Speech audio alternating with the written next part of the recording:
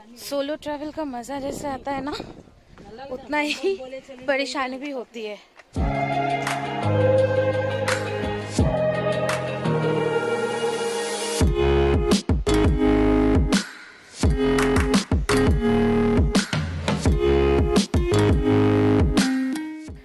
Hey everyone, welcome back to my Hyderabad one day trip वाला blog part 2। जैसे कि मैंने प्रॉमिस किया था, आपको मैं लेके जाऊंगी नेक्स्ट ब्लॉग में चार मीनार और हुसैन सागर। तो चलिए अब लेट ना करते हुए चलते हैं चार मीनार। चौमहला पैलेस से बस 4 कदम दूरी पे ही थी चार मीनार। बस बाजू वाली गली, हाँ वहीं पे थी चार मीनार।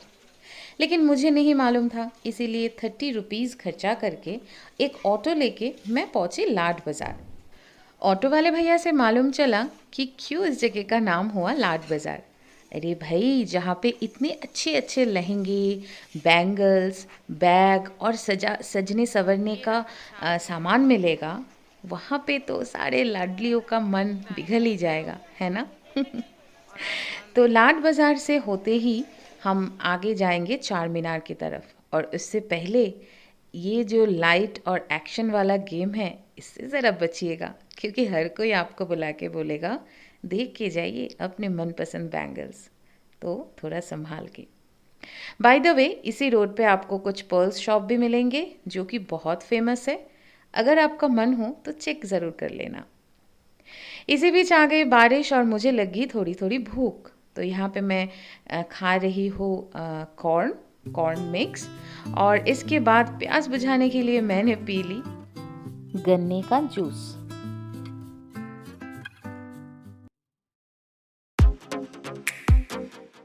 तो चलिए अब जान लेते हैं चार मीनार के हिस्ट्री के बारे में। अकॉर्डिंग टू हिस्ट्री, कुतुब शाही राजवंश के 5th सुल्तान मोहम्मद कुली कुतुब शाह ने मस्जिद और मदरसा एक ही जगह पर हो ऐसा सोच के चार मीनार बनाने का सिद्धांत लिया।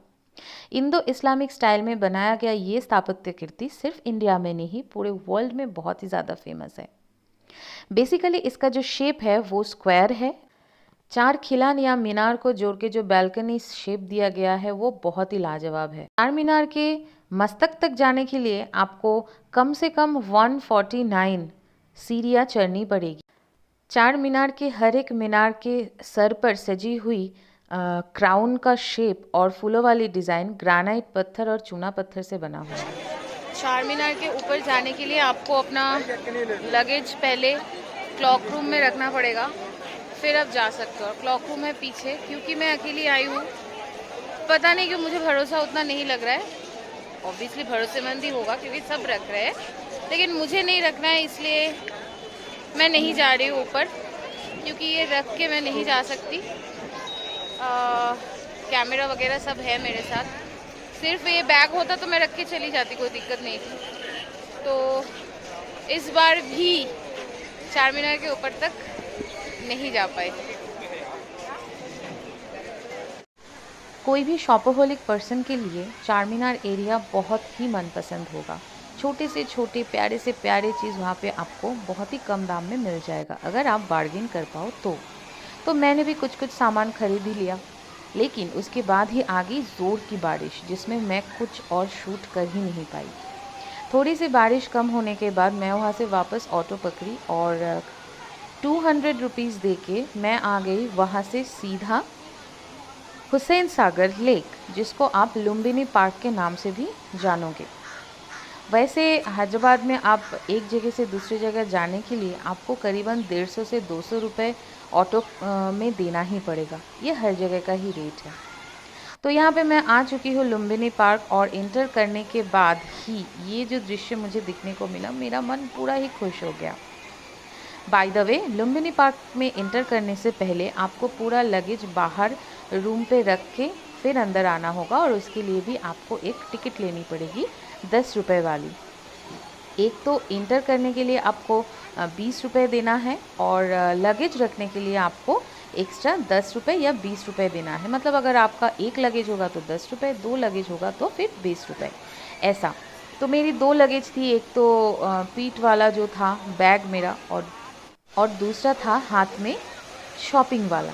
तो ये सब रख के मैं आ गई अंदर, और राइड देख के बहुत अच्छा तो लगा, लेकिन मैंने आज राइड चढ़ना प्रेफरेबल नहीं समझा और बच्चों को ऐसे पार्क में खेलते हुए देख के साइड वाले रास्ते से मैं चलने लगी जो मेन अट्रैक्शन है हुसैन सागर की तरफ। ये एक मैनमेड बहुत ही बड़ा एक लेक है और इसी के कारण हैदराबाद का टेम्परेचर मुझे फील हुआ ऐसा कि हर टाइम बहुत ही कूल डाउन रहता है।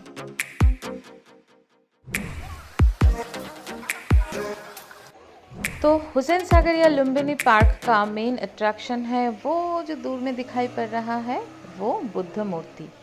यहाँ से टिकट करके आप लॉन्च से वहाँ तक जा सकते हो। वो लोग वहाँ तक घुमा के वापस आपको जहाँ से आप स्टार्ट कर रहे हो वहीं तक छोड़ देंगे और इस टिकट का प्राइस रहता है 50 रुपीज़। इसके अलावा ये जो सारे स्पीड बोट देख रहे हो ये भी आप चढ़ सकते हो। ये देखो मैंने अभी टिकट कर और थोड़ी देर वेट करने के बाद मैं चढ़ पड़ी उस साइड में जाने के लिए जो लॉन्च यहाँ पे प्रोवाइड कर रहे हैं उसमें। एक लॉन्च जाता है दूसरा आता है, ऐसा वाला कुछ सिस्टम है वहाँ का। और उस दिन बहुत ही ज़्यादा भीड़ था और मुझे तो ऐसा लगा कि शायद ये विजिटर्स प्लेस है तो हर टाइम ही ऐसे ही लोग वहाँ पे आते जाते रह रहे होंगे। वैसे देख के बहुत अच्छा लग रहा था क्योंकि बहुत सारे फैमिलीज़ वहाँ पे थी, बहुत सारे फ्रेंड्स सर्कल फ्रेंड्स ग्रुप वहाँ पे थे। कम से ज़्यादा हर उम्र के लोग वहाँ पे थे। हैदराबाद के बाकी हिस्टोरिक प्लेसेस के हिसाब से ये जगह मुझे बहुत ही फन लविंग।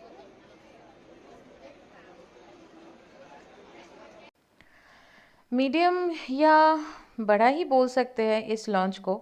तो इसमें ऐसे चेयर्स लगे हुए थे और आप पूरा व्यू एंजॉय करते करते वो जो बुद्धा मूर्ति है वहाँ तक जा सकते हो। पसंदीदा एक सीट में बैठ जाओ और फिर चलते रहो लहरों के साथ। मुझे तो बड़ा मज़ा आया। मैं इस टाइम पे बहुत सारी ऐसे छोटे छोटे वीडियोस लेती रही, फिर फ़ोटोज़ सेल्फीज़ भी लेती रही। एक्चुअली सोलो ट्रैवल में ये सबसे बड़ी मज़ा भी है और सज़ा भी। लो हम पहुंच गए।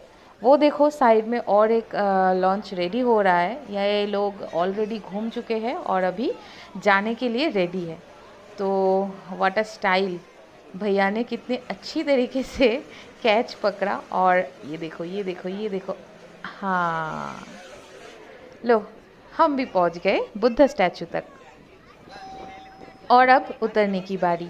चलो उतरते हैं सबको पैसेंजर्स के साथ।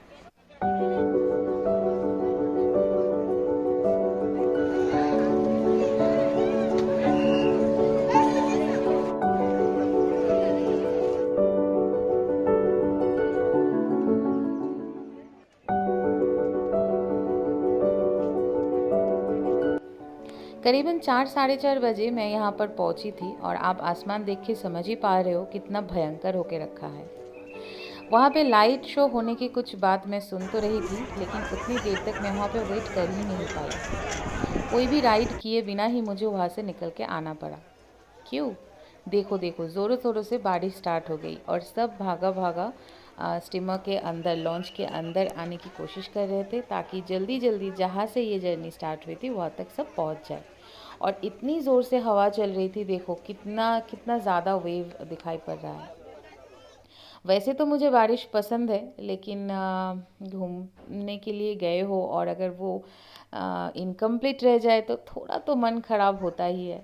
लेकिन क्या करें, बेटर लक नेक्स्ट टाइम। यहीं से बुद्धा मूर्ति को बाय बाय करते हुए मैं पहुंची दूसरी तरफ जहाँ से स्टार्ट हुआ था ये लॉन्च वाली जर्नी। और वहाँ से मैंने कलेक्ट किया अपना लगेज। बेसिकली यहीं पे मेरी 1 डे हैदराबाद वाली ट्रिप ख़त्म होती है। लेकिन भूख तो लग गई थी बहुत ज़ोरों की। हैदराबाद जाके अगर पैराडाइज़ का बिरयानी ट्राई नहीं किया तो क्या किया। यहाँ पे मैंने ऑर्डर किया था अपने लिए मटन बिरयानी और हिरण्मय के लिए मैंने एक पार्सल ले लिया था चिकन बिरयानी का, जो कि रात को आके वापस हम दोनों ने शेयर करके ही खाया। खाना खाने के बाद और मतलब थोड़ा सा भी जान बचा ही नहीं मेरे अंदर कि मैं वापस कुछ शूट कर पाऊँ। किसी तरह मैं पहुंची जेवीएस बस स्टैंड और वहाँ से बस पकड़ के घर। सोलो ट्रैवल का मज़ा जैसे आता है ना उतना ही परेशानी भी होती है क्योंकि आप अपना बोरिया बिस्तर किसी और के साथ शेयर नहीं कर सकते, किसी और के कंधे पे वो डाल नहीं सकते। ऐसे मज़ा तो आता है, ये तो मानना पड़ेगा। तो और क्या, निकल पड़ो अपने हिसाब से अपनी किसी पसंदीदा जगह पे। और ऐसे ही ये वाला ब्लॉग में यहीं पे एंड करूँगी। लास्ट जो क्लिपिंग था वो था गोलकोंडा फोर्ट का। पता नहीं, शायद मुझे पहले से ही मालूम था कि मैं बहुत टायर्ड होने वाली हूँ। तो मैं कोई ट्रैवल ब्लॉगर नहीं हूँ, तो कुछ भी गलती हुई हो तो उसके लिए पहले से ही सॉरी। इसके अलावा अगर कुछ भी आप लोगों को अच्छा लगे, like, share, comment and subscribe piles panorama. Good night.